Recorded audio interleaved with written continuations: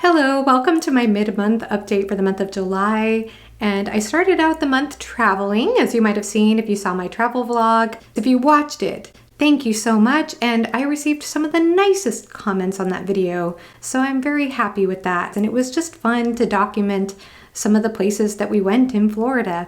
Our dog, Abigail, she's a boxer mix and she's very old for her years, for a boxer anyway. She's about 10 years old, I think. So we try to be very mindful of her whenever we travel.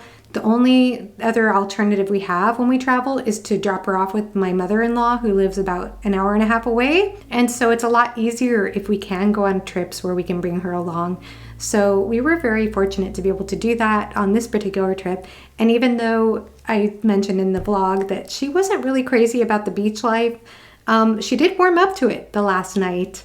And we had a great time with her, kind of hopping over the waves as they crashed on the shore in Jacksonville. It was so fun to watch. I wish I had filmed that. But in any case, it was a fun time. And as I mentioned, I read Red Seas Under Red Skies by Scott Lynch, book 2 in the Gentleman Bastard series. And I did do a review of that book if you're interested, which is totally spoiler-free for both books 1 and 2. And I think the thing about the Gentleman Bastard series is that it's its own very distinct flavor of fantasy. It doesn't take itself too seriously. It's very funny, actually. And you have to really suspend your sense of disbelief for the very over-the-top, impossible situations that Locke and Jean find themselves in. But it's very entertaining and rewarding, for me it was. And I found that even though it is not too serious and very funny, I really found that for me, especially in book 2, the character work and the relationships between especially Locke and Jean really deepened to a new level compared to the first book for me personally. So I really appreciated that. And again, even though it doesn't take itself too seriously, as I already mentioned twice, I felt like there were actually some great moments of depth actually that surprised me. Some moments that explored grief and addiction and even beautiful moments of compassion I was not expecting. But overall, I just loved the pirates and I loved the whole island setting. And I especially loved the pirate character I mentioned, Zamira Drakasha, who is now one of my favorite female characters. I just adored her. Could have used more page time with her, but overall it was so much fun. And I have Jake Bookish Drummer to thank for picking up this book because it's one of his favorites. He's been encouraging me to read it for a while now, and we buddy read this over on his Discord. So if you want to read my spoiler thoughts, they are there, but it was well worth it. I should also mention that I feel as though I did not suffer at all from not having read The Lies of Locke Lamora in several years. I didn't feel like I had to remember a whole lot of details about the plot, just a couple of things, but not really. So in other words, I feel as though book 1 and 2 could function almost as standalones if that's encouraging to anyone. And I really enjoy that because it does build on things that happened in book 1, and there are definitely spoilers for book 1 and book 2. But at the same time, I just appreciate not having to remember every little plot thread in detail. I mean, we can all relate to that, right? Because we're all reading so many series, a lot of us are anyway. Other than that, I finally finished Boy's Life by Robert McCammon, which I've been listening to on audio forever. And it was so good. So I had been told from so many people that it is heartbreaking at the end.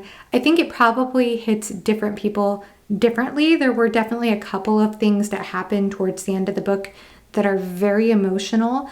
But there was one particular part of the book that really surprised me how much it made me emotional.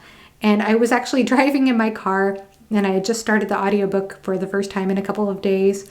And within just, I think like 15 minutes, I was in tears. I was so surprised. But I think that Robert McCammon is an exceptional writer. The way that he was able to write in first-person narration from this young boy, Corey's perspective in 1964, I think is the year, in Alabama. It was so very well told.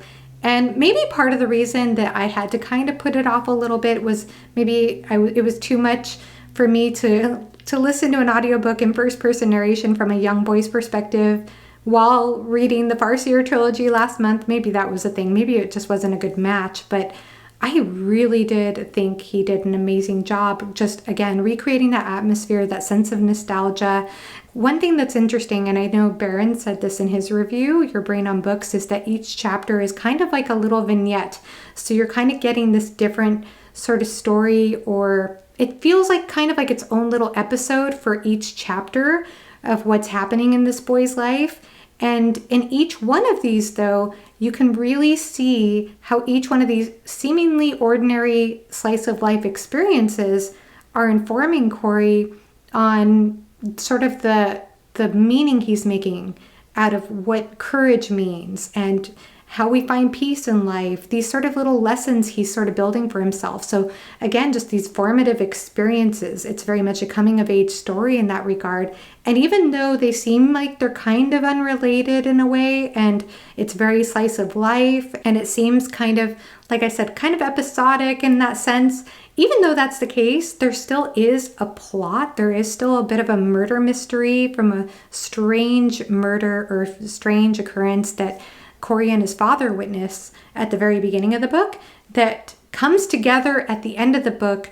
And at surface level, you might not see it at first glance, like how all these little episodic things that Corey has gone through play a role in that experience. But I think it's actually pretty layered. And I think there are ways of looking at those experiences and looking at the themes that occur in each of those experiences and just seeing how they actually kind of do inform who Corey becomes at the end of the book and how they affect what happens at the end. I really appreciated the book from that perspective. Now, this is 1964 Alabama, so racism is very prominent in the book, but I think it's very important the way it plays a role in the story. And I actually was just I was so taken with this story, and I found myself loving Corey, this character who I'd followed throughout this whole audiobook for so long. I found myself loving him by the end of the book, and the father too. So yes, this book is definitely well worth the praise. So glad that I finally finished the audiobook. And the audiobook narration, by the way, is very, very good. I don't know who the audiobook narrator is off the top of my head. I'll put him on the screen, but either way, I do think this is well worth your time if you want to read it. As for what I'm reading right now, I'm currently reading The Curse of the Mist Wraith by Jenny Wirtz. This is the first book in the Wars of Light and Shadow, and this is to go along with the read-along with Philip Chase, A.P. Canavan, Jimmy from the Fantasy Network. Alan was going to join us, but I think he is deciding not to at this time after all, which is understandable. It's a big commitment of a series, and I'm about halfway through the book. I'm on the ebook, and I have to say that this book is, it's quite something. It's quite something. This is definitely high epic fantasy, and we have a couple of princes from very different backgrounds, one who is a crown prince and who has this sort of gift of light, and then a bastard pirate prince, his half-brother. Although they start off as enemies, they end up having to come together and unite with a couple of mages to dispel of this mist wraith that has overtaken this land. I have to say, even though that plot sounds pretty straightforward, there is a lot to this story. There is a whole glossary of terms, and I went ahead and printed it out because I'm on the ebook, and there's even a pronunciation guide for each of the terms. You could even see there are root words for the words that she has created for this world, and there's like music magic. It's very interesting indeed. I found out from Alan yesterday that there's actually a map, and the map is not in the ebook, so I had no idea. And so he sent me the map, so I'm going to have to study it because it feels like that would be very useful considering we're on very much like a quest journey for this first book. So anyway, I'm about halfway through that book, as I mentioned, and very excited to discuss it along with the others, and hope you join along if this series interests you. I am also listening to the audiobook Think Again by Adam Grant, which is all about the art of rethinking and unlearning and embracing doubt over conviction and the joy with that, which is so cool and very different than anything we promote these days in education, I think. Usually we're so glued to our opinions and beliefs, and Adam Grant talks about how that really works against us. How we might be completely compliant when it comes to embracing new fashions or updating our kitchens or getting a new car, but we are so uncomfortable when it comes to challenging long-held beliefs and opinions that we've had for many years.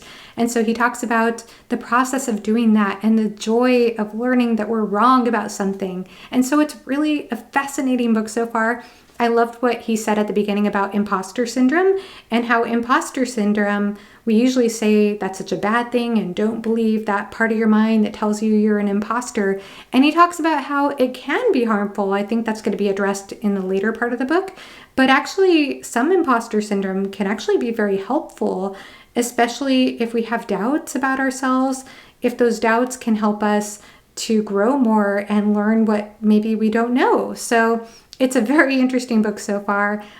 There's also a whole section on how to debate effectively or how to construct arguments effectively, which might not be how you think. So if that interests you, definitely check out Think Again. I actually picked up this book thanks to a recommendation from my sister, who got this recommendation from my uncle, who's a retired surgeon and very, very brilliant. So I am very much enjoying it so far. I've been picking up some really great nonfiction books this year, that's for sure. So let me know what you've been reading. I'm not sure what I'll be reading after the Jenny Wirtz book because there are so many books I want to get to, but I will keep you informed when I wrap up the month. So until then, have a great rest of your day. Bye-bye.